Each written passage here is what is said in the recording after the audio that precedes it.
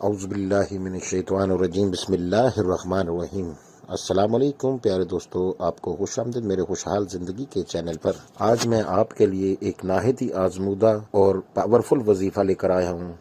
اس وظیفے کو کرنے سے آپ کی زندگی بدل جائے گی، آپ کا گھر خوشیوں کا گہوارہ بن جائے گا، آپ کے گھر میں خوشحالیاں آ جائیں گی اور آپ کی جو بھی دلی مراد ہے وہ پوری ہو جائے گی۔ عمل کرنے سے پہلے آپ کو چند باتوں پر دھیان رکھنا بہت ضروری ہے۔ جو آپ عمل کر رہے ہیں اس کو مزید میسر بنانے کے لیے یہ انتہائی ضروری ہیں۔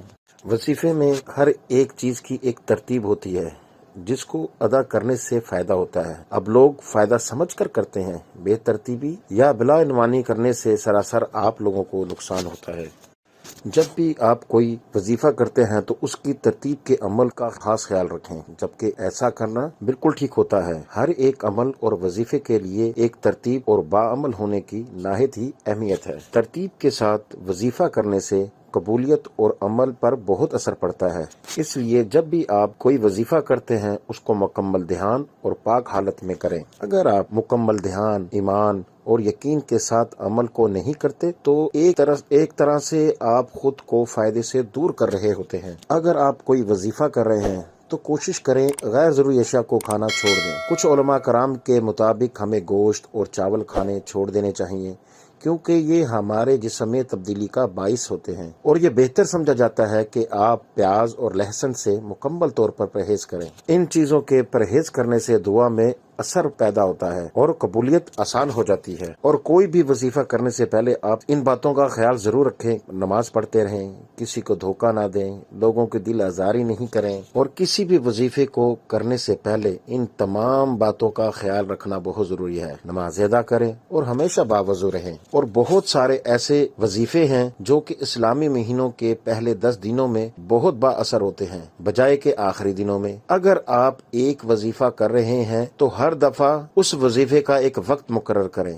جب آپ نے پہلی دفعہ وظیفہ شروع کیا تھا آپ اسی وقت کریں۔ مثلا اگر آپ نے ایک وظیفہ صبح 5 بجے شروع کیا ہے تو آپ کو چاہیے کہ وہ وظیفہ روزانہ 5 بجے ہی شروع کریں۔ اور جب بھی آپ کوئی عمل یا وظیفہ شروع کریں اپنے ارد گرد حصار بنا لیں تاکہ آپ خود کو کسی بھی روحانی اشیاء سے محفوظ رکھیں۔ ایسا کرنا انتہائی ضروری ہے۔ کسی بھی عمل کو شروع کرنے سے پہلے آپ 11 مرتبہ درود پاک ضرور پڑھ لیں، اور جب آپ اپنا وظیفے کے الفاظ کو ادا کر لیں، یعنی کہ آپ وظیفہ کر لیں، تو اس کے بعد بھی آپ نے درود شریف پڑھنی ہے، اور وہ درود شریف 11 مرتبہ ہی پڑھنی ہے۔ یعنی کہ اگر آپ نے کوئی وظیفہ شروع کیا ہے تو اس کے شروع میں آپ نے درود شریف پڑھی ہے، جتنی بھی کوانٹٹی میں پڑھی ہے، جتنی بھی مقدار میں پڑھی ہے، آپ نے وظیفہ ہونے کے بعد بھی اتنی ہی بار آپ نے درود شریف پڑھنی ہے۔ لیکن اکثر اوقات لوگ 11 ہی مرتبہ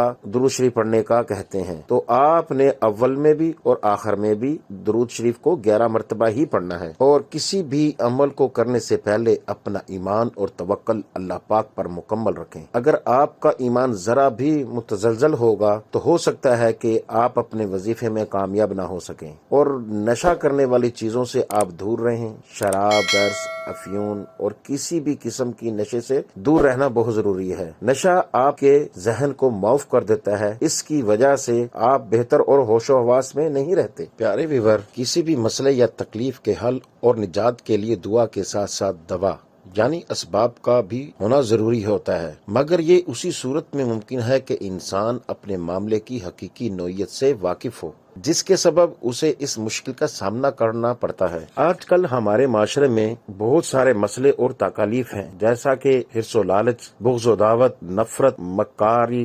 ایسا بازار گرم ہوا کہ لوگ اس طرح کی بیماریوں میں مبتلا ہوتے ہیں تو وہ لوگ اپنے معاملے کو صلح صفائی سے حل کرنے کی بجائے انتقام کی غرض سے ایسے ناجائز ذرائع استعمال کرتے ہیں جن کو عرف عام میں جادو ٹونا، بندش جیسے القاب دیے جاتے ہیں، جس سے گھر میں بے سکونی، بے برکتی، نا اتفاقی، لڑائی جھگڑے، کاروبار میں بندش، رشتوں اور اولاد کی بندش، عجیب و غریب اور لا علاج قسم کی بیماریوں میں مبتلا ہو جاتے ہیں اور نئے نئے مسائل کا جنم لینا شروع ہو جاتا ہے۔ جب یہ تمام بیماریاں اس معاشرے میں جنم لیتی ہے تو انسان مختلف پریشانیوں اور مسائل اور تکالیف میں مبتلا ہو جاتا ہے۔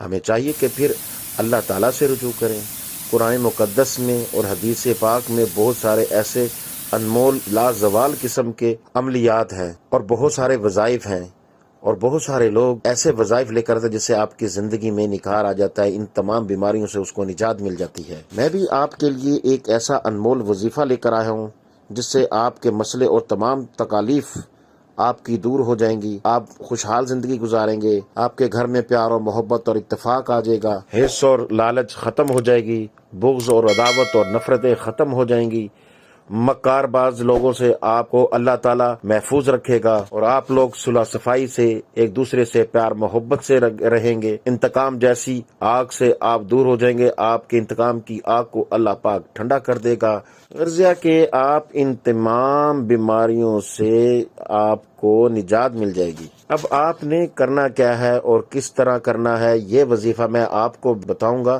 کہ آپ نے کرنا کیسے ہے اور ان تمام بیماریوں سے بچنا کیسے ہے۔ آپ نے سب سے پہلے عشاء کی نماز پڑھنے کے بعد باوضو تنہائی میں بیٹھ کر یقین کامل کے ساتھ، سکون کے ساتھ اور ٹھہر ٹھہر کر اس عمل میں خود کو گم کر کے پہلے 3 بار آپ نے درود شریف پڑھنا ہے۔